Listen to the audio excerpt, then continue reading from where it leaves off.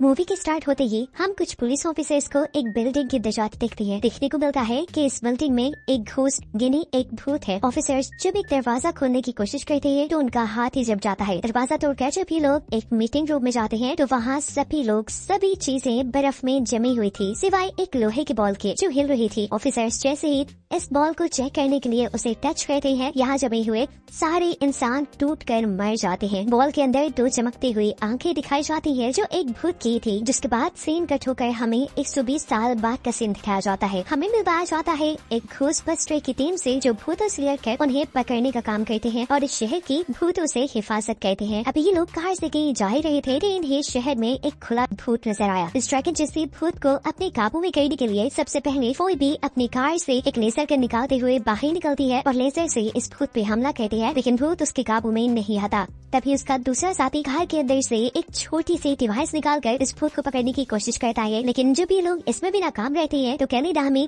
इनकी team leader बड़ी ही होशियारी से अपने एक ड्रोन को इस भूत के ऊपर भेजते हुए फाइनली इस भूत को काबू में कर लेती है। इस भूत को पकड़ने के चक्कर में इनका ध्यान तो सड़क पे रहा ही नहीं था। सड़क पे ये लोग बहुत नुकसान कर चुके थे, इनका अपना एक्सीडेंट भी हो चुका था और इस सारे नुकसान की वजह से इन्हें मेयर के पास बुलाया जाता है, जो उनसे कहते हैं घोस्टबस्टर्स आप लोग शहर में बहुत नुकसान कर रही है, अगर ऐसा ही चलता रहा तो आप लोग का काम रोक दिया जाएगा। जवाब में घोस्टबस्टर्स कहते हैं लेकिन हम तो शहर को भूतों से बचा रहे थे, लेकिन मेयर के मुताबिक ऐसा और चलने वाला नहीं था। मेयर सबसे पहले तो उनके ग्रुप से फोइबी को निकालने को कहते हैं, क्योंकि अभी उसकी उम्र सिर्फ 15 साल है, जो अभी इस काम के लिए मैच्योर नहीं है। घोस्टबस्टर मेयर को कन्विंस करने की कोशिश करते हैं, लेकिन वो अपना फैसला सुना चुके थे। ये लोग अब केले के घर पर आते हैं, जहाँ फोइबी अपने ग्रुप से नाराज नजर आ रही है, क्योंकि वो मेयर की बात मानते हुए उसे अपने ग्रुप से कुछ टाइम के लिए बाहर निकाल चुके थे। यहाँ घोस्टबस्टर्स उसे समझाते हैं कि बस 3 साल की तो बात है, फिर हम तो भी हाई मिशन में साथ लेकर जाया करेंगे। यही केले के घर के बेसमेंट में इन्होंने एक पूरी पाइपलाइन बनाई हुई थी भूतों को कैद करने के लिए। अभी भी अपने कैद किए हुए भूत को यहीं पे डालने वाले थे,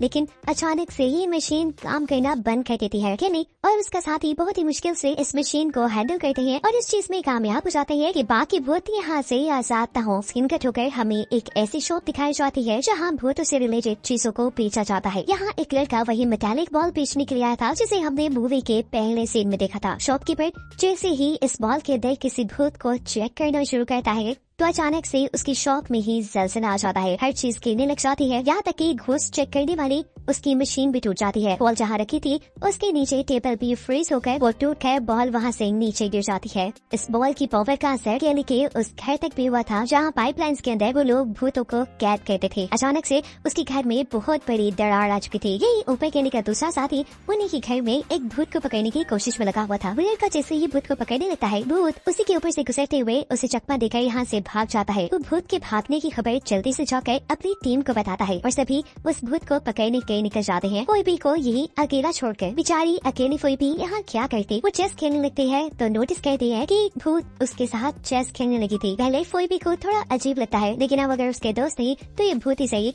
वो खेलना कंटिन्यू करती है और हैरान होकर अब भूत उसके सामने आकर उससे सवाल करती है, क्या तुम्हें मुझसे डर नहीं लगता? कोई भी कहती है, अरे मेरा तो रोज का काम है। खैर अब अगले दिन हमें दिखाया जाता है कि केली अपने घर पे एक घोस्ट इंजीनियर को बुलाती है अपनी भूतिया पाइपलाइंस को ठीक करवाने के लिए। इंजीनियर उनकी पाइपलाइंस देखते हुए कहते हैं कि एक मरतबा यहाँ पे हमला हुआ था, लेकिन परेशानी की बात नहीं है, मैंने भूतों के लिए एक नया बेस बनाया है। वहाँ हम सब लोग मिलकर भूतों के ऊपर रिसर्च भी करते हैं और साथ वहीं की पाइपलाइंस के अंदर हम भूतों को कैद भी कर लेते हैं। ये जगह तो घोस्टबस्टर्स के लिए काफी इंटरेस्टिंग थी। यहीं पर घोस्ट इंजीनियर घोस्टबस्टर को एक ऐसी मशीन भी दिखाता है जिसके अंदर किसी भी भूतिया चीज को रखने से उसका भूत मशीन के जरिए ही बाहर निकल आता है।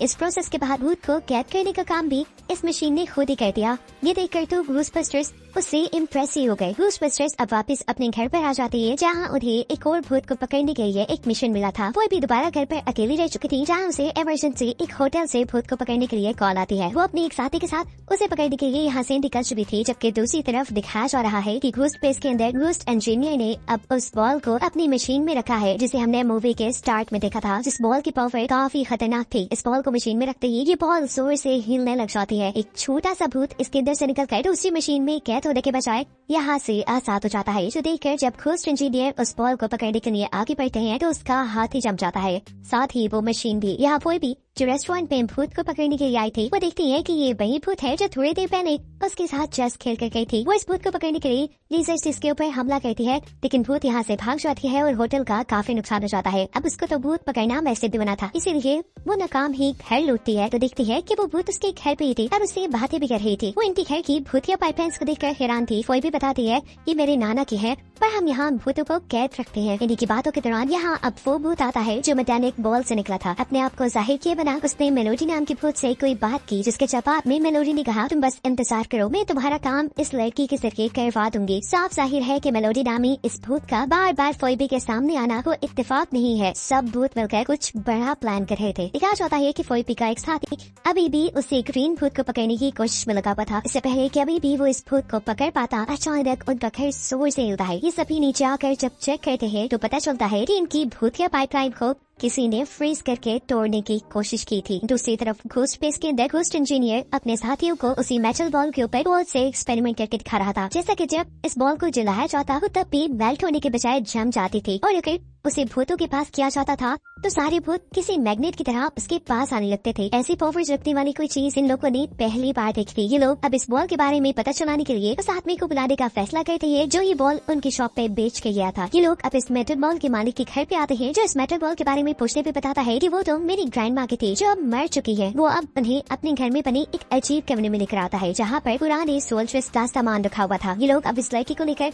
अपनी लैब में आ जाते हैं, जहाँ एक एक्सपर्ट इस लड़के को टेस्ट करने लग जाता है कि कहीं ये भी तो किसी भूत के साथ कनेक्ट तो नहीं है, या इसके अंदर भी कोई और पावर्स तो नहीं है। यहाँ ये लोग नोटिस करते हैं कि जैसे जैसे इस लड़की के इमोशन चेंज होते हैं वैसे ही उसके पीछे चले एक आग के लैंप पे असर पड़ता था। यहाँ दिखाया जाता है कि फोइबी उसी शॉपकीपर के पास है जो भूतिया चीजें खरीदता था। ये लोग भी उसी मेटल की बॉल की पावर्स को लेकर परेशान थे, जहाँ शॉपकीपर का असिस्टेंट आकर उन्हें एक ऐसे यूट्यूबर के बारे में बताता है जो भूतिया चीजों के ऊपर ही बात किया करता था। साथ ही उनकी एक घोस्ट लाइब्रेरी भी थी। फोइबी को लगता है कि जरूर वो इस बॉल के बारे में कुछ जानते होंगे। ये सब उनसे मिलने के लिए चले जाते हैं और जैसे ही वो लोग उन्हें बॉल की फोटो दिखाते हैं तो ये आदमी बॉल की पिक्चर देखते ही उसे पहचान चुका था। वो इस बॉल के ऊपर लिखी हुई लैंग्वेज को भी पहचान चुका था। वो इन्हें बताता है कि इस बॉल के ऊपर एंशिएंट यानी पुरानी लैंग्वेज लिखी हुई है और जरूर मेरे पास कोई ऐसी किताब होगी जो इस लैंग्वेज को ट्रांसलेट करके हमें इसका मतलब समझा सके। ये लोग अब बॉल की लैंग्वेज को ट्रांसलेट करते हुए ये पता चलाते हैं कि इस बॉल के ऊपर एक बहुत ही ताकतवर भूत का राज है जिसका नाम है गोराका, जिसे आइस किंग के नाम से भी जाना जाता था। इस आइस किंग को दुनिया के एक बादशाह ने अपने पास बुलाया ताकि वो इस भूत की मदद से इस दुनिया पर हुकूमत कर सके। जिस काम में वो बादशाह कामयाब भी हो गया, लेकिन अब बादशाह के अंदर लालच आ चुकी थी। वो गोराका को कैद करके उसकी ताकतें खुद लेना चाहता था। बादशाह को ऐसा करते देखकर गोराका इंतहाई गुस्से में आ गया और गुस्से में ही उसने बादशाह की पूरी फौज को बर्फ में जमा दिया। गोराका का गुस्सा इतना बढ़ चुका था कि अब वो पूरी दुनिया को तबाह कर सकता था और उससे इस दुनिया को बचाने के लिए फायर मास्टर्स सामने आए जिनके अंदर आग को कंट्रोल करने की ताकत थी। उन्होंने आखिर में गोराका को हराकर उसे पिघलाकर उस बॉल में बंद कर डाला, जिसके बाद से उस बॉल की हिफाजत करने की जिम्मेदारी फायर मास्टर्स की ही थी। यही पर ये आदमी फोइबी के साथियों को गोराका की रिकॉर्डिंग भी सुनाता है। जब ये लोग रिकॉर्डिंग सुनी रहे थे, अचानक एक रेड कलर का घोस्ट उनके इंस्ट्रूमेंट्स को कंट्रोल करते हुए वो सारी रिकॉर्डिंग पैक करके एक कचरे के डब्बे में डाल लेता है और जब सारे उस रिकॉर्डिंग को पकड़ने के लिए उसके पीछे भागते हैं तो वो उस कचरे के बैग को लेकर वहाँ से भाग जाता है। भागकर ये लोग जैसे ही बिल्डिंग से बाहर निकले तो वो रेड कलर का घोस्ट यहाँ एक शेर के पुतले में था। इससे पहले वो शेर की शक्ल में इनके ऊपर हमला करता, कोई भी अपनी इलेक्ट्रिक गन से उसके ऊपर हमला करती है जिससे वो पुतला टूट जाता है। गोराका की रिकॉर्डिंग फट जाती है और यहाँ दोबारा से तबाही होती है। इसीलिए फोइबी को दोबारा पुलिस अरेस्ट कर लेती है। फोइबी की इस गलती की सजा अब पूरे घोस्टबस्टर ग्रुप को मिलने वाली थी। मेयर कहते हैं कि अब इस शहर में और घोस्टबस्टर्स काम नहीं करेंगे। यहाँ तक कि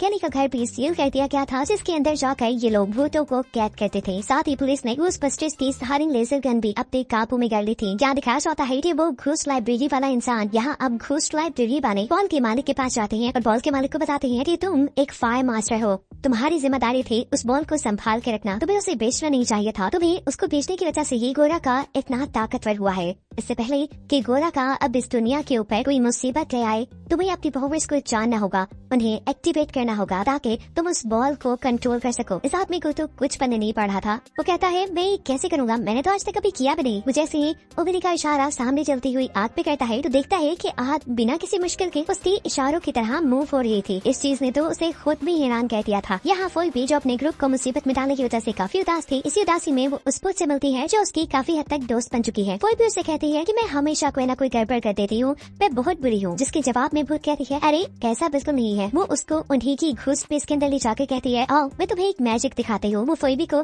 घूस चैम्बर के अंदर भेजती है और मशीन को ऑन कर देती है, जिसमें एक इंसान के जाने की वजह से उसकी बॉडी का भूत यानी उसकी रूह उसकी बॉडी से बाहर निकल चुकी थी। जिसके बाद ये भूत फोइबी से कहती है, मुझे माफ कर देना, मैं तुम्हारी अच्छाई का फायदा उठा रही हूँ। ये कहते ही हमें दिखाया जाता है कि यहाँ पर एक मेटल बॉल के अंदर से अचानक कुछ काली ताकतें बाहर निकली, जिन्होंने वक्त रहते ही फोइबी के जिस्म के साथ साथ उसकी सोल को भी अपने काबू में कर लिया था। और ये काली ताकत कोई और नहीं बल्कि गोरा का ही था। उसके आजाद होने की वजह से यहाँ काफी गड़बड़ी होने लगी थी। घूस स्पेस के लोग जब यहाँ पे आते हैं तो वो गोरा का को देखकर उसके ऊपर अपनी लेजर गन से हमला करते हैं, लेकिन गोरा का इस लेजर गन को ही जमा चुका था। इससे पहले कि ये लोग गोरा का को पकड़ पाते, गोरा का यहाँ से भाग जाता है। कैरी फोइबी को दोबारा से ठीक करती है, उसकी सोल को उसके जिस्म में डाल के, जिसके बाद दिखाया जाता है कि गोरा का फायर मास्टर्स के घर पे गया है, जहाँ इतने साल गोरा का को कैद रखा गया था। यहाँ से गोरा का अपने सींग वापस लेकर अपने साथ लगा लेता है और उसकी ऐसे सारी ही ताकतें वापस आ जाती हैं। और अब वो अपना बादशाह से पुराना बदला लेने के लिए तैयार था। जैसे वो पहले इस दुनिया को जमाना चाहता था, उसका मकसद आज भी इस दुनिया को जमा कर अपने कब्जे में करना था।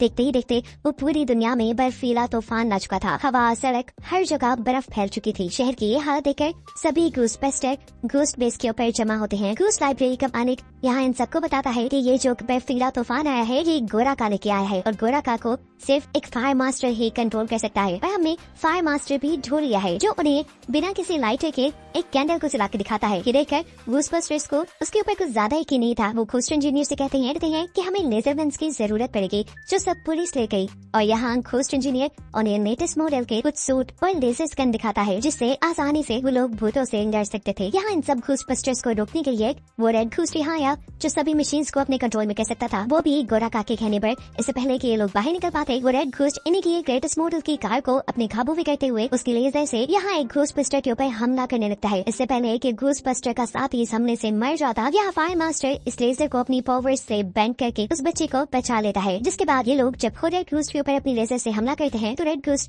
एक पिज्जा के अंदर चला जाता है और यहाँ एक ग्रीन कलर का वो घूस जो हमेशा से इनके घर से नहीं निकल पाता, वो इस पिज्जा के साथ इस घूस को भी खा देता है। एक से तो उनकी जान बचती है। जिसके बाद दूसरी भूत से निपटने के लिए फोइबी अपनी बेसमेंट में जाती है, जहाँ ये भूत फोइबी से माफी मांग रही थी। वो कहती है कि मेरे पास और कोई रास्ता नहीं था सिवाय इसके, मेरा मकसद सिर्फ अपने आप को आजाद करवाना था। फोइबी से कहती है कि तुम गलत हो, अच्छाई भी तो तुम्हारा रास्ता बन सकती थी, तुमने ये गलत रास्ता क्यों चुना, जिसकी वजह से अब पूरी दुनिया के इंसान मुसीबत में है। तुम देख तो रही हो पूरी दुनिया के साथ सभी इंसान भी जम चुके हैं। अभी ये लोग ये बातें ही कर रहे थे कि पीछे से गोरा का दीवार तोड़ते हुए अंदर आ जाता है, जहाँ सभी घूस बस्टर मिलकर लेजर से उनके ऊपर हमला करते हैं, लेकिन गोरा का सभी के लेजर्स जमा कर तोड़ देता है। गोरा का अब अपनी पावर्स से यहाँ पर वो पाइपलाइन भी तोड़ चुका था, जिसके अंदर ये लोग भूतों को कैद करते थे। सारे भूत यहाँ से निकलकर जगह जगह शहर में फैलकर लोगों को तंग करना शुरू कर देते हैं, जो लोग पहले से ही बर्फ के अंदर जमे हुए थे। इससे पहले कि गोरा का यहाँ कोई और तबाही करता, फोइबी की वो दूसरी दोस्त भूत यहाँ एक माचिस की तिली जलाकर फायर मास्टर के आगे करती है। इस शोले को ये फायर मास्टर अपनी पावर्स की मदद से बहुत ज्यादा बढ़ाकर इसे गोरा का के ऊपर हमला करता है। गोरा का इस हमले से कमजोर होने लगा था, उसको कमजोर होता देखकर सारे घूस मास्टर मिलकर अपनी लेजर से उसके ऊपर हमला करते हैं, जिससे वो उनके कंट्रोल में आने लग जाता है। उसे पूरी तरह कंट्रोल करने के लिए एक घूस बस्टर यहाँ पर उनकी घूस को कैद करने वाली पाइपलाइन को ऑन करने को कहता है, जो पहले खराब हो चुकी थी। ये लोग किसी उम्मीद के चलते जब उसे ऑन कहते हैं तो किस्मत से वो चंद भी जाती है। ये मशीन अब गोरा का के साथ काफी सारे मॉन्स्टर्स को अपने अंदर हड़प कर गई थी। उसके कैद होते ही यहाँ उसकी सारी ताकतों का असर भी खत्म होने लगा था और इस दुनिया के ऊपर से बर्फ भी हटने लगी थी। फोइबी के दोस्त जिसने गोरा का को हराने में उनकी मदद की थी, वो यहाँ फोइबी के सामने आकर उससे कहती है कि तुमने ठीक कहा था, अच्छाई भी आजादी का रास्ता हो सकती है। और देखो मैं आजाद हो गई। वो अब इस दुनिया से आफ्टर लाइफ में जा चुकी थी। ये लोग अब जैसे ही अपनी घूस स्पेस से बाहर निकलते हैं तो पूरा शहर उन्हें अप्रिशिएट करने के लिए खड़ा हुआ था, क्योंकि उन्होंने इन लोगों की जान बचा ली थी। मेयर जो कि घूस बस्टर्स को बिल्कुल पसंद नहीं करता था, मजबूरी में